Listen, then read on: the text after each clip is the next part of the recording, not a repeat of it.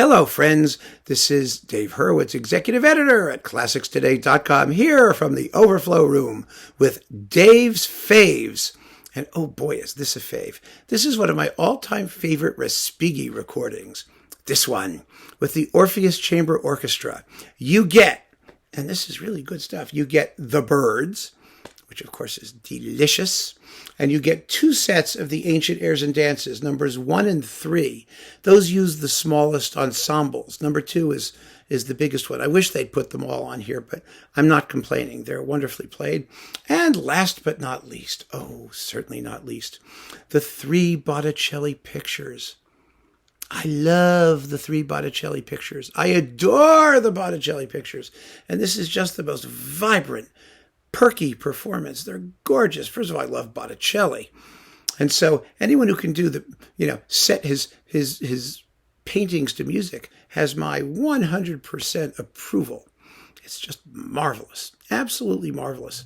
I mean, the Botticelli pictures are, well, what are they? They are spring. They are the adoration of the Magi and the birth of Venus. Venus on a half shell. Venus coming up on her scallop shell. It's not a clam shell, it's a scallop shell. That was a trivia question on the Game Show Network. And someone said a clam shell, and they got it wrong because it was a scallop shell. I mean, that's nonsense, these people. It was a shell, and she's coming up out of the waves. It is the most wonderful, poetic, perfect evocation of that painting. So is spring. Oh, spring is just marvelous. You've got birds trilling around, and you've got this wonderful tune.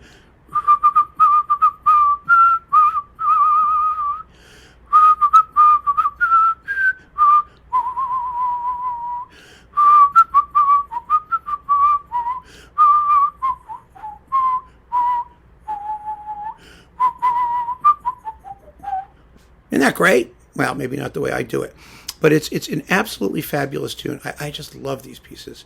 I like the birds too. The birds are delicious. They're delightful.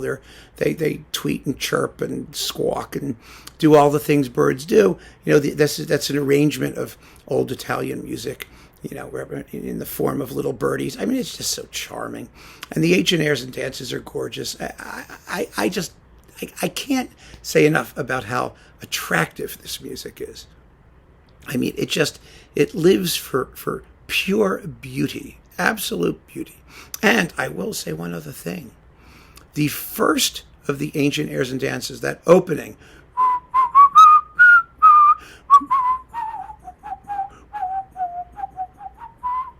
you know, that one, you know, it begins sort of in the distance and then gets louder and louder and louder with each repetition. It makes a fabulous wedding processional. I said this before when I talked about these works separately. It really is. I've used it for a couple of friends of mine who've asked me for music.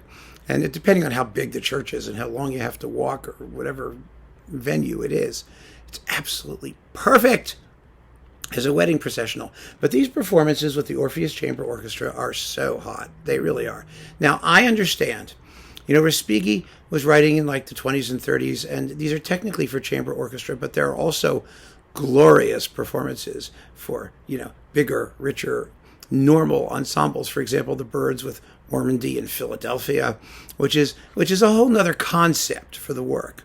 And even with these chamber pieces, these pieces for small forces, they're susceptible to many varied interpretations, depending on, you know, the size of the ensemble and how you want to approach it. And the Orpheus's approach is very neoclassical. You know, it's lean, it's sharp, it's focused, it's rhythmic, and that is 100% legitimate. And for a performance of that type, you are not going to get a better one than this. You just aren't. I mean, there are other very, very fine chamber music versions of this music. I don't think there are any bad ones. I mean, when was the last time you heard a lousy performance of the Birds? I mean, really, or the ancient airs and dances, for that matter. The Botticelli pictures are a little different. You know, they require a certain, you know, clarity and incisiveness that some performances lack. And it may be just because I love it so much that I'm very, very picky about what I like. You know, when you'll agree with me, right? When we like something a lot, we tend to have very specific demands for what we want to hear and how we want to hear it. But this just nails it. I mean, it just hits all the points for me. I think it's glorious. So, it's on Deutsche Grammophon. It's in the big Orpheus box. There may be other ways to get it. I don't know. All I know is that it's great. So keep on listening, friends. Thank you so much for joining me. Take care.